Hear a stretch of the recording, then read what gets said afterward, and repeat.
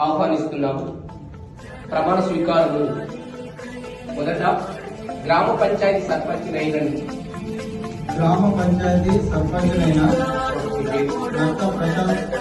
నేను శాసనం ద్వారా ఏర్పాటు చేయబడిన భారత రాజ్యాంగం పట్ల నిజమైన నమ్మకము మరియు విధేయత కలిగి ఉండి